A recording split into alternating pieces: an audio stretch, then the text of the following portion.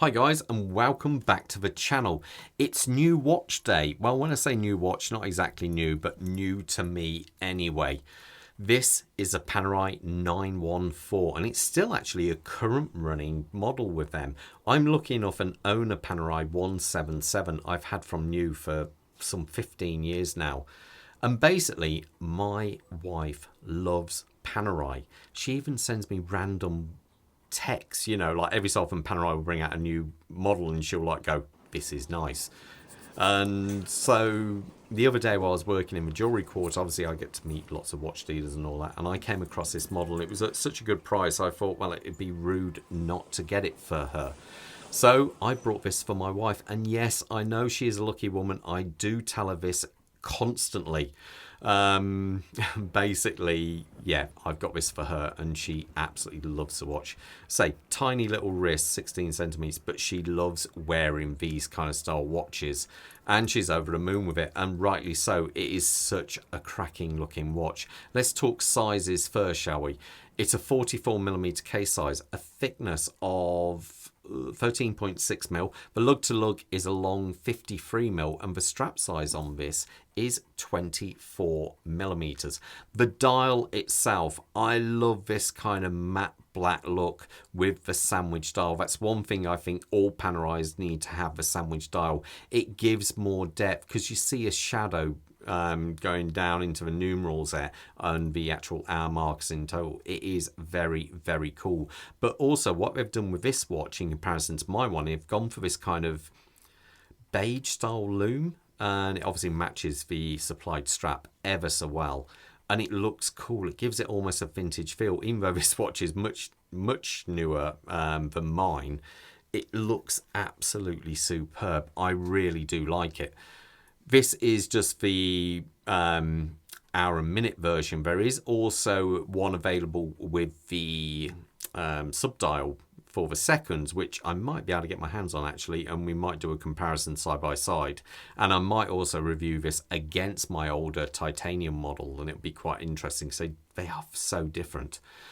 The big thing with this though, obviously, is down here. This is Italian for 8-day. So the movement is one of their in-house movements, and it is 8-day capable. But my friend who's got the 915 actually timed his, and I think he got 9 days, 8 hours or something like that. So the movement is very strong and, a very good movement in this, I have to say.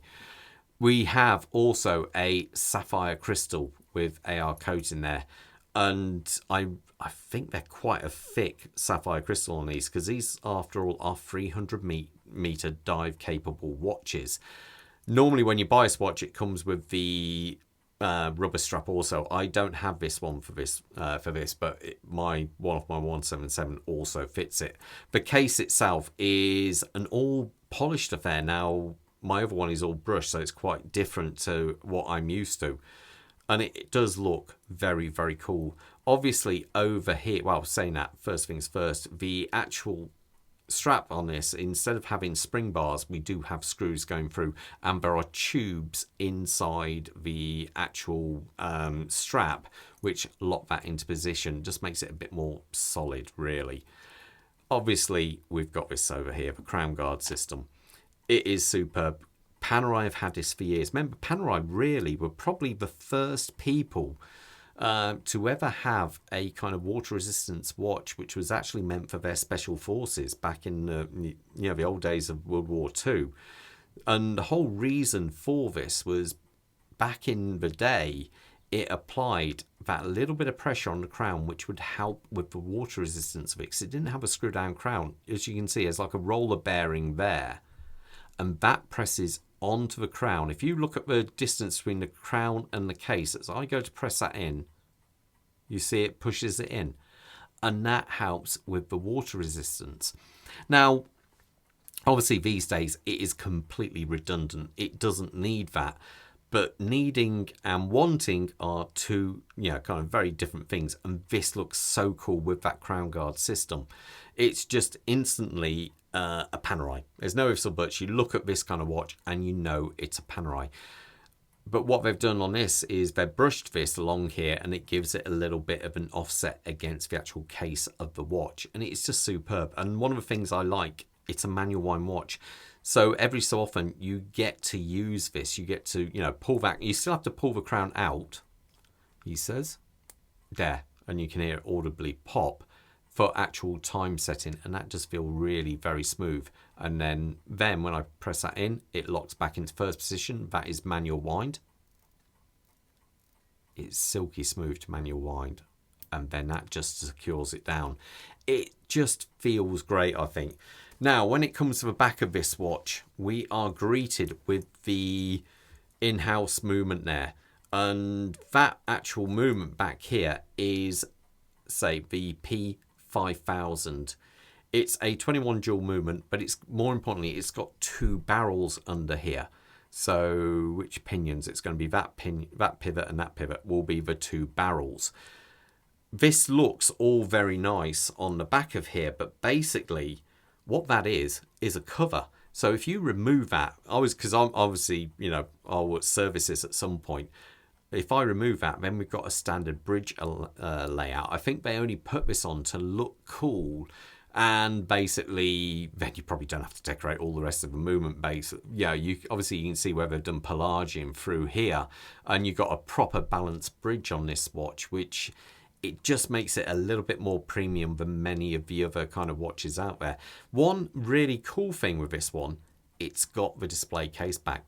Not all models have that, and it was the same procedure on the 915 as well. My friend, he also is lucky enough to have a display case back. And I always think when you got a good looking movement, it's nice to be able to see that. And I'm just quite chuffed that we were lucky enough to get this one with that display case back on there.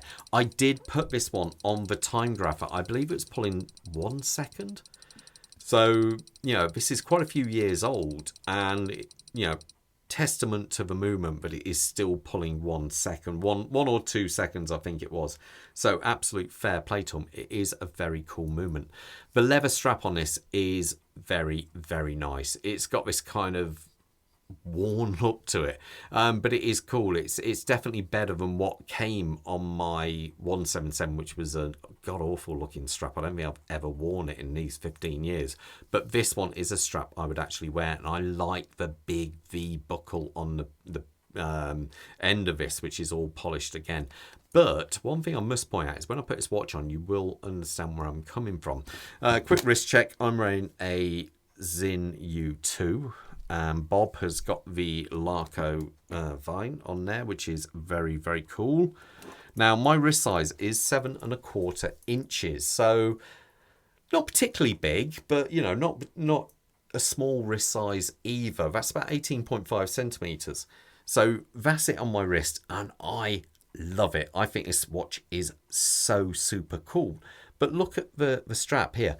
I am on the second from last hole there, so my wife cannot use this strap. I've actually brought a oval punch, so I am going to punch another hole in there so she can actually use that. But they really are designed for people with 8+ inches kind of for their wrist size. But overall, I still think it just looks superb. Obviously, it's a Panerai. It's a strap monster. I've got so many straps which will fit this watch anyway, because I own mine. They're just, honestly, absolutely superb watches. It's a shame you don't see more people wearing Panerai these days, but I think they are still super cool watches. Anyway, guys, I'll leave you to it with that, but most importantly, you'll stay safe up there. Take care. Bye.